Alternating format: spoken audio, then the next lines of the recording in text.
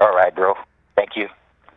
All right, 97.7 Outlaw Radio FM listeners, you already know what time it is. Right here, right now, we actually have Canadian legendary artists, man. I mean, this individual has worked with Drake, he's worked with Rihanna, Jay-Z, he's also Grammy Ballot nominated. I mean, this man has done everything in the music industry, and he's only just begun. We have the one and only Griff Galexxzee right here, live on the line, man. How are you doing this evening? Doing good, DJ Immortal, and thanks for that introduction, man. I appreciate that. Hey man, you are most certainly welcome, man. I say this to all the Canadian artists that slide through the station, man. I love interviewing people all over the world, man. That's a blessing. But the one thing I love the most is actually giving back to Canadian, just not even to Canadian hip hop, just to Canadian music. You know what I mean? Because unfortunately, as you already know, it's really hard to actually blow up in Canada. Unfortunately. That's a fact. It's very, very challenging, especially in the urban culture. I find it's very difficult to really blow up. So I appreciate you doing what you're doing, man, and shining the light on Canadian talent. But I mean, I want to take you back to the beginning, man, because I want listeners all over the world to like sign off the airwaves this evening and actually be able to take just a little bit more and know more about you than what they did going into this, man. And I want to take you back to the beginning of your illustrious career, man. And I have to ask, like, what actually made you decide to get into the whole music industry initially? Yeah, it's kind of an interesting story. So this actually started back in grade 9. Like, I had two boys of mine that we grew up together, Promise and Prestige. And back in those days, Puffy and Mace were the guys for hip-hop, like back in those times, right? So my boys, Promise and Prestige, I was back then, I was like, you guys are going to be like the next Puffy and Mace. So I was just kind of like behind the scenes. And what is interesting was, like, my brother had a karaoke machine in the basement. And after school, they used to come over, a bunch of guys, to record on my brother's karaoke machine, making mixtapes. And I was kind of just more of the guy sitting in the back, not really getting too much involved. And there was just one time, actually, which is pretty interesting. One of my other boys, Keon, when we were all there, out of the blue, he was just like, you know what? Nobody is leaving this basement until at least everyone in this room is writing a verse. I don't care if you're a rapper or you're an artist or not. Everybody's going to write a verse. I don't give a, you know what? He just locked the door. No one could leave until you wrote a verse. I don't know if he was like drunk or high or whatever the case was, but he was really determined to make something happen for all of us to actually start writing. I ended up actually, all of us started writing a verse. Like for Promise and Prestige, they were naturals. They were rapping since grade 9, getting into the industry. And then I actually wrote a verse. That was like the first time I actually wrote a verse. And I read some of it, and they're like, hey, you know what? You're not bad. You're pretty talented, right? So that's where the journey actually began. And I started writing, working a little bit behind the scenes, because I was very, like, back then I was very shy and very reserved. So that's basically got me out of my comfort zone to actually do music and do songwriting. So that's how the journey began, and then it transitioned into me being an artist. And I gotta ask, man, that verse that you actually wrote, where you were pretty much like held hostage until you wrote that, I have to ask, man, did that verse ever actually see the light of day? Like, did you ever perform that verse, or did you ever give it to someone else to actually just kind of put into a microphone? You know, that's interesting. That verse never seen the light of day. Like, it's kind of funny because the verse, when I wrote it, I was just like thinking on the top of the head, just like, what can I come up with? And it never actually seen the light of day. And even back then, I didn't understand how to do the structure of how you write a song. I would just like write pages and pages, and I didn't know where to actually stop until Promise and Prestige, who were like my mentors at the time, they kind of gave me that guidance of like, okay, there's a 16-bar hook, another verse, right? I didn't have the structure, so it was just pages of lyrics. But interesting enough, man, it didn't even see the light of day, that verse. And also, as well, man, you are also the CEO and owner of Lifestyle Entertainment Records, man. I was wondering, what actually made you decide to start up your own label? And of course, what services do you actually offer to the general public today?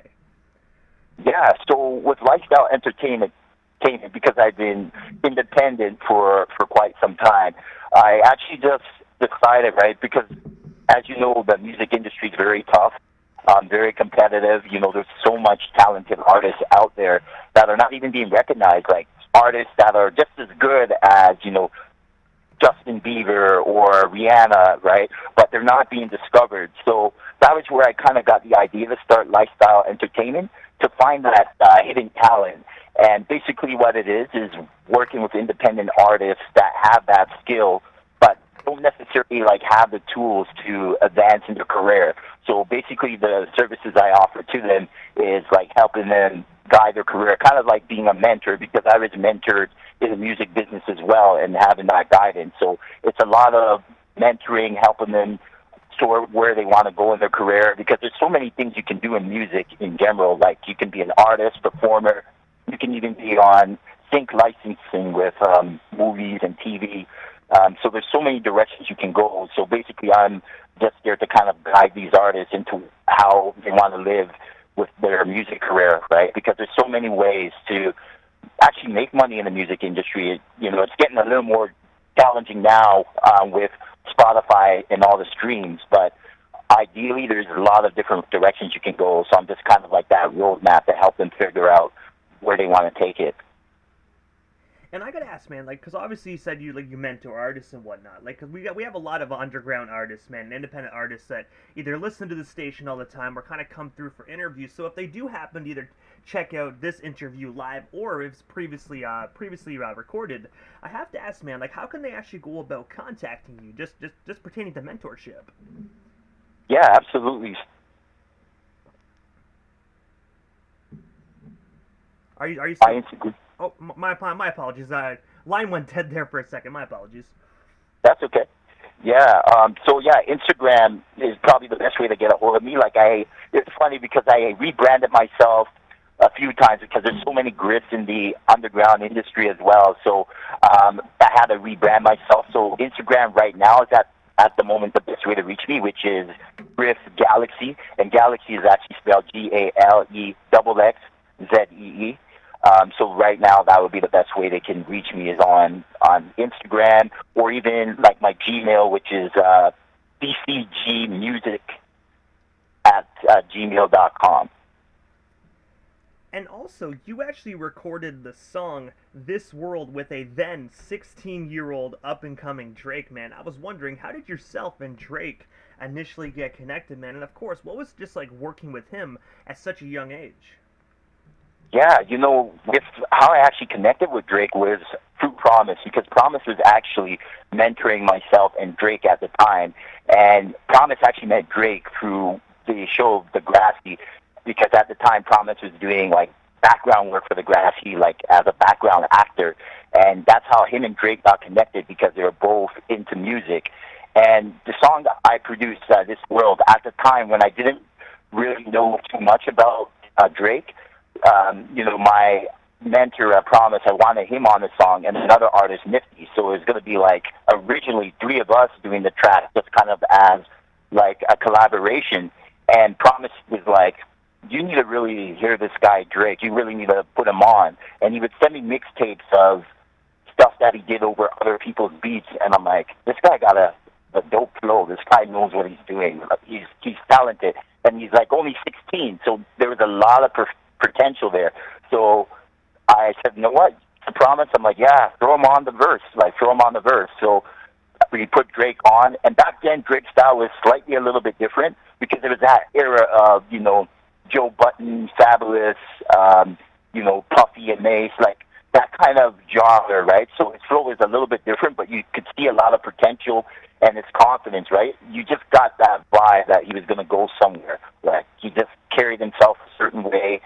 The way he delivered his lyrics, he had a lot of punchlines. You knew he had what it takes to actually make it in the industry. He had that it factor.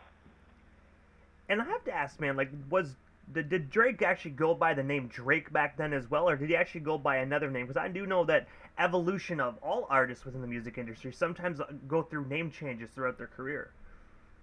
Yeah, oh, bro, I myself personally, I went through like 4 or 5 name changes, but for Drake, he's actually always went by Drake. I know, you know, some people used to just call him Aubrey, but he always went by Greg, so his brand was always there from the beginning, even at that age of 16 years old.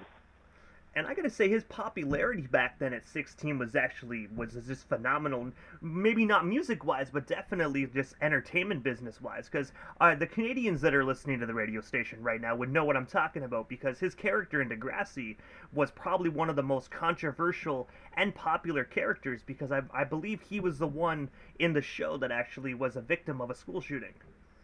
Yes, that's right. I actually remember that episode, and it's interesting, right? Because nobody actually seen him as an artist. They known them from the show Grassy, right? And people would see me with him, and they're like, "Hey, you know the guy from Grassy," but they didn't actually recognize him as a musician or an artist. And that was always his passion, and that was something he always wanted to do. And and Promise being involved as well, because Promise has always been that person who's always wanted to push as well, to kind of got Drake to go on MySpace to promote himself, get himself out there as a musician, because not many people recognize him as a musician at that time. He was known as that guy on Grassy in that controversial episode. So it was good to see him just really establish himself as an artist, because at 16, he wasn't, he was really talented. You could see, we're just all kind of starting out, but you could kind of see that he had a lot of potential to really go somewhere.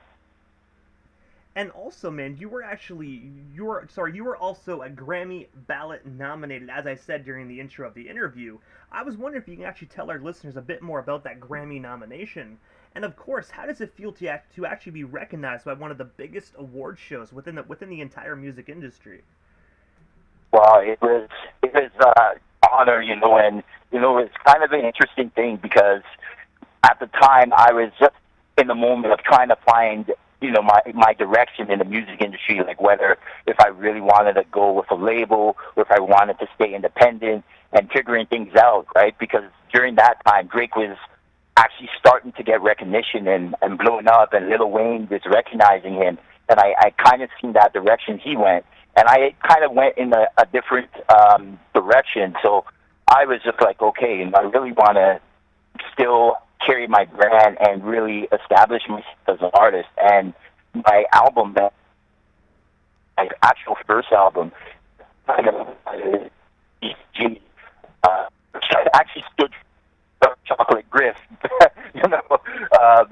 There was a name, I don't know what I was thinking back then, but one of the other names that I used to go by, and I put together this album, and there was somebody who actually worked in the Grammy Academy, and my album got around. It was like being passed around, and they actually heard the album. They're like, "Wow, this album is really, really dope, man! Like, are you really pushing this album?" And I was like, "Yeah, trying to." And that's how that Grammy connection came about, where it actually got submitted and recognized, like some of my songs as, even though I didn't win the award or get the nominations to win, it just felt good that I was being recognized by the Academy, that they appreciated the art and all the work that went into that album. So it was truly an honor, and that gave me more confidence to keep going and pursuing my career. And also as well, man, you were actually featured in if I do get this name wrong, my apologies, but AlwaysThorough, that was actually alongside Jay-Z, T.I., and Rihanna. I was wondering, how did that opportunity actually come to be for you? And of course, what was it like working with those three legendary individuals? Oh man, it's even hard to put into words, because people in that caliber, like you, for myself personally, I didn't really see myself getting to that level where I could actually be featured on that same magazine with very talented artists, as everybody knows who they are, right? And they're big even outside of music. So even the way that opportunity actually came about, and this independent artist, it's important to build your team and build your network, right? Because you never know where it will lead to. But that being said, that I actually met the publisher who actually worked for AlwaysThorough magazine, because as my music actually got on the Grammy ballot, like my first album, they were actually impressed by it, because there's a lot of people circulating my music, It didn't get the commercial success that I really wanted, but I was very blessed that there were just people circulating my music around. So it ended up going to the publisher of that actual magazine. And, when they told me the opportunity of being alongside Jay-Z, Rihanna in the same magazine, and being able to be featured on that online digital magazine with those names alone, that was just like truly a blessing. I was just, stoked about that. It was how everything formed together and things just manifested that way, just working with the right people and getting connected that way. So that was truly an honor. And I gotta say as well, magazine outlets was such a big thing to actually give amazing individuals like yourself so many amazing chances back in the day. It's actually sad to see the newsstands drying up every single year, because every single year you go to a newsstand, it seems like they're getting smaller and smaller. Yeah. Oh yeah, absolutely, right. And that's the thing, like, because back in those days, like, I remember getting those, the XL magazine and Vibe, and you were learning about the next artist coming up, and our world is so different now. Like, everything is like online and digital, and it's a shame, right? Because those publications are, having to transition to be online, right? Because a lot of days people like to Google their information, and back then it was like you have to actually go and support and buy the magazine and learn about artists that way. So it's quite the change. It's quite a different world we're in now. So it's definitely something that people had to adjust to. And I definitely agree with that, man. And kids today are never going to realize how amazing it was to actually go around certain times, because obviously certain issues had some special surprises in it, man. I remember getting the Source and XXL and Vibe and getting all those free posters they used to give, man, and just scattering them around my walls. Kids today will never understand how dope that is to actually have your favorite artist on an official Source magazine poster, man. You can't get that stuff digitally. Exactly, right. And it's kind of like motivation, right? Like when you have those kind of posters that you can just put up in your room, and it kind of is a reminder to you, like when you wake up every day and you look at that poster, that whatever your goals or dreams are, you can look to that poster and say, hey, this person made it, one day I'm going to make it to where they are, or get that motivation, right? And like exactly what you said right there, you can't get that like online, right? So that's the unfortunate thing. But also as well, man, August 29th of 2020, you actually released the phenomenal song titled No Answer, featuring Marcus Gahn. I was wondering, what's the story and inspiration behind that amazing song? And of course, where can we actually check that out if we haven't already done so? Yeah, absolutely. So it's actually on all online platforms, Spotify, Apple Music, iTunes. So it's actually circulating on online platforms. But the interesting thing with this artist, Marcus Gahn, he's actually from Spain originally, and and this is the beautiful thing about the online world. It has its pros and cons, but one of the pros about it is that you can meet artists from all over the world and connect with people all over the world. So I actually came across this page by accident, like on SoundCloud. I just kind of like, that's what I like to do sometimes, is kind of surf the web, and I came across his page, and his vocals are very strong, and he's a very talented artist, and he was able to sing in English and Spanish. So when I came across his page, I'm like, this guy has a unique voice, very strong vocals, and I actually sent him a message and said, hey, you want to collab on a song together? No answer. And basically, no answer just comes from dealing with certain issues in the world that nobody can find the right answer for, or it doesn't make sense. So that was the kind of idea that I had coming into that song, and putting Marcus Gahn on it, he actually nailed that chorus. So it worked so well. It actually blended so well, better than I thought it would. And I have to ask, man, is that the only time you had the opportunity to work with Marcus, or do you guys actually have any other just features actually currently in the process? Yeah, we actually did another song called When the Lights. So that one talks a little bit about overcoming depression and darkness and just fighting through difficult times. So his vocals on that were solid as well. So that's actually going to be released in October 4th. That is going to be available online, and it's also going to go on my album that's actually coming out September 30th.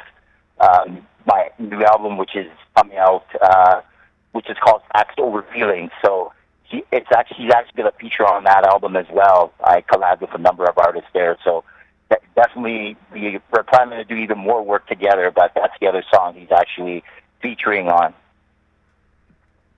And also as well, 1 year later, so leading into this year, August 18th of 2021, you actually released this song titled Still, Still, that I'm actually going to be playing immediately after our interview this evening on the FM radio airwaves. I was wondering, what can our listeners actually expect if they haven't already heard this amazing song?